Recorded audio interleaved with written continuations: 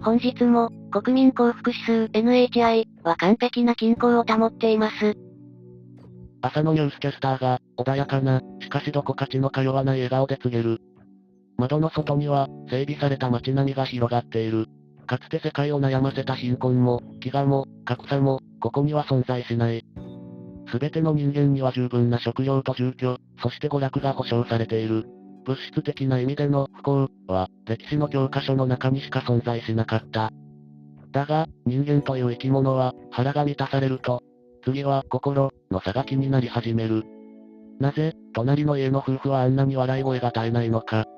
なぜ、あの同僚は失敗してもケロリとして、毎日をあんなに楽しそうに過ごしているのか。同じ食事をし、同じ家に住んでいるのに、心の持ちようだけで人生の質に差が出るのは不公平ではないか。そんな声が世論を動かし、10年前、ついに幸福再分配法が施行された。仕組みはシンプルだ。耳の後ろに埋め込まれた小さなチップが、脳内の報酬系ホルモンを監視する。一人が過剰な多幸感を感じると、その分泌の一部が幸福税として徴収され、現在不幸の状態にある誰かへとリアルタイムで転送される。公平、フェアな人生を、すべての人に。それがこの国の新しいスローガンだった。サトシは、生まれつき上機嫌な男だった。道端に咲く小さな花を見ては喜び、入れたてのコーヒーの香りに深く感動する。彼の脳は、ごくありふれた日常から莫大な幸福を抽出してしまう性質を持っていた。しかし、この社会において、それは贅沢品を独占しているのと同じだった。公園のベンチで、夕焼けの美しさに心を奪われた瞬間、サトシの首筋がチクリと熱を持った。チップが作動したのだ。視界を染めていた黄金色の光が、急に色あせて見える。胸の奥から湧き上がっていた熱い感動が、掃除機で吸い取られるように消えていく。代わりにやってくるのは、ぬるま湯のような、平坦で無機質な感覚。彼の感動は今、世界のどこかで絶望している誰かの脳に送り込まれ、その人物の感情をゼロまで引き上げているはずだった。またか。サトシはため息をついた。彼にとって、世界は強制的なリセットの連続だった。何かに没頭しようとしても、誰かを深く愛そうとしても、感情がピークに達する直前で徴収が行われる。この国では、突き抜けた喜びは許されない。すべての感情は、国民平均アベレージへと引き戻される。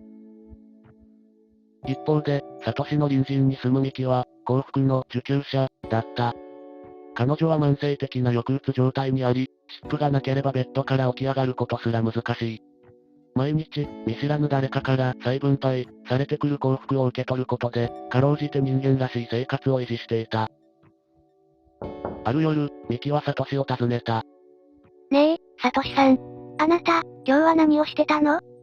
彼女の瞳には、自分のものとは思えない明るさが宿っていた。普通に仕事をして、帰りに夕焼けを見ていただけだけど。そう。今日の夕方、急に胸が熱くなって、理由もないのに涙が出るほど幸せな気分になったの。きっと、あなたの幸福が私に来たんだわ。だって、私たちは同じ居住区だもの。ミキは微笑んでいたが、その笑顔はどこかいびつだった。でもね、怖いの。この幸せは私のものじゃない。誰かが感じた喜びを、ただパイプで流し込まれているだけ。私はただの器、なの。ねえ、サトシさん。本物の自分の気持ちって、どんな感じだったかしら？富が平等になり、幸福さえも平等になった。しかし、その結果として、人々は自分自身の感情の出所を見失っていた。自分が笑っているのは、自分が嬉しいからなのか。それとも、世界のどこかで誰かが良い思いをしたからなのか。やがて、街から熱狂が消えていった。スポーツ観戦で興奮すれば、その瞬間に徴収される。恋愛で燃え上がれば、その瞬間に冷却される。人々は、常習による精神的な脱力感を嫌い、最初から大きく心を動かさないように生きるようになった。美味しいものを食べても、ほどほどに。悲しいことがあっても、ほどほどに。感情の振れ幅、ボラテリテを最小限に抑えること。それが、この平等な世界で自分を保つための唯一の生存戦略だった。サトシもまた、それを学んだ。彼は花を見ないようにし、コーヒーは冷めてから飲むようにした。賢明な人々は、感情を動かすことをやめた。街は平和そのものだった。争いもなく、嫉妬もなく、ただ灰色の穏やかさが世界を包んでいた。かつて人々が富の再分配の先に夢見た理想郷は、誰も笑わず、誰も泣かない、巨大な西洋女のようになっていた。数年後、政府はさらなる国策を発表した。より完璧な公平を期すため、再分配の頻度を毎秒単位に引き上げる。全人類の脳をネットワークで結び、感情の完全に一律な同期、シンクロ、を目指す。それは、個人の消滅を意味していた。全人類が一つの巨大な脳になり、全員が同じほどほどの幸福を共有する。そこには私もあなたも存在しない。導入の前夜、サトシは一人で暗い部屋に座っていた。明日になれば、この孤独さえも即座に分配され、薄められて消えてしまう。彼は最後のリスクを冒すことにした。彼は、机の引き出しの奥に隠していた一冊の古いノートを取り出した。そこには、チップを埋め込まれる前の、幼い頃の彼が書いた稚拙な日記が綴られていた。今日、転んで膝をすりむいた。ものすごく痛くて、悔しくて、ワンワン泣いた。でも、その後の晩ご飯のハンバーグが、世界で一番美味しかった。なんてことはない日記だ。だが、文字をなぞるうちに、サトシの胸の奥で、長い間忘れていた火が灯った。そうだ。あの痛みがあったから、ハンバーグは美味しかったのだ。あの悔しさがあったから、空の青さが身に染みたのだ。不公平で、残酷で、不規則な、あの感情の乱高下こそが、生きているという手応えだった。サトシは叫んだ。それは、幸福でも不幸でもない。ただの、むき出しの、生の叫び、だった。首筋のチップが激しく発熱し、警告灯が真っ赤に点滅する。過剰な感情エネルギーがシステムに逆流し、ネットワーク全体に巨大なノイズ、となって波及した。ガリッ、と脳内で高質な音が響いた。次の瞬間、首筋を焼くような激痛とともに、視界から電子的なインターフェースが消え去った。チップが焼き切れたのだ。その瞬間、ネットワークに接続されていた全人類の脳に、サトシの純粋な苦悩が強烈なフラッシュとなって共有された。世界中で人々が同時に悲鳴を上げ、幸福管理サーバーは未曾有のエラーを感知して、翌朝の同期計画の延期を自動決定した。サトシは、冷たい床に倒れ込んでいた。耳の後ろからは、焦げたシリコンの匂いが漂っている。